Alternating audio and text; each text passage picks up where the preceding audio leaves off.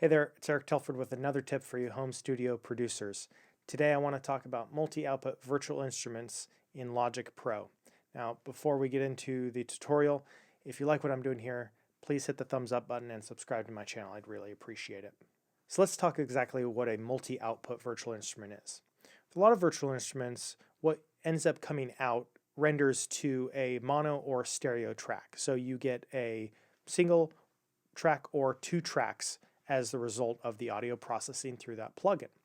But with some plugins, you are afforded the ability to have more than those two tracks.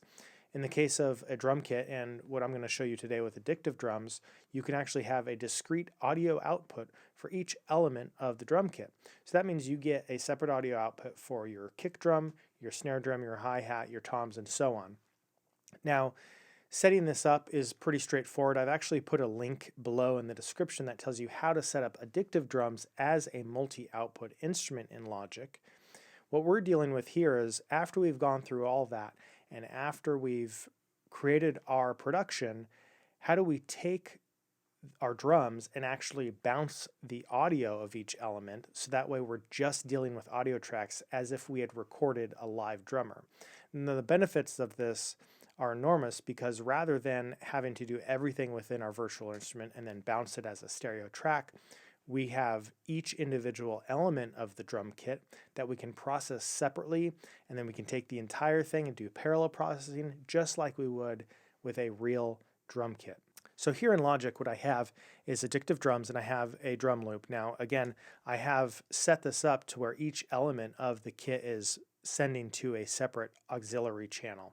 Once you've done that and you want to bounce your drums, what you do is you go to File and Bounce. Now, normally in Logic, we select regions in place.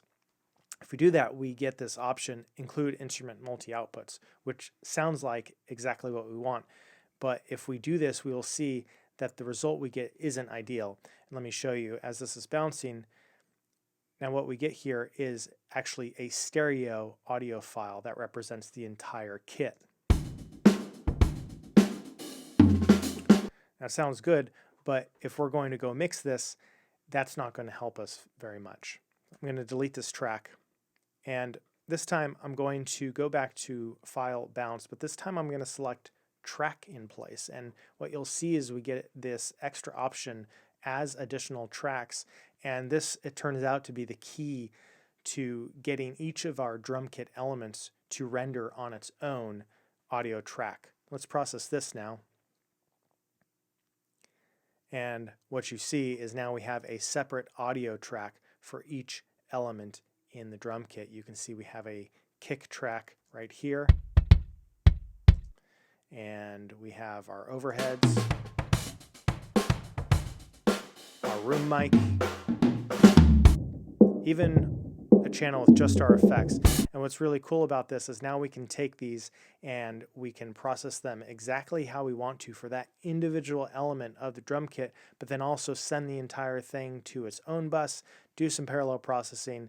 And this is really helpful and necessary when it comes to the mixing stage, especially if you are sending your mix to a mix engineer and you're not mixing it yourself. They will expect you to have some type of stems like this for your drum kit.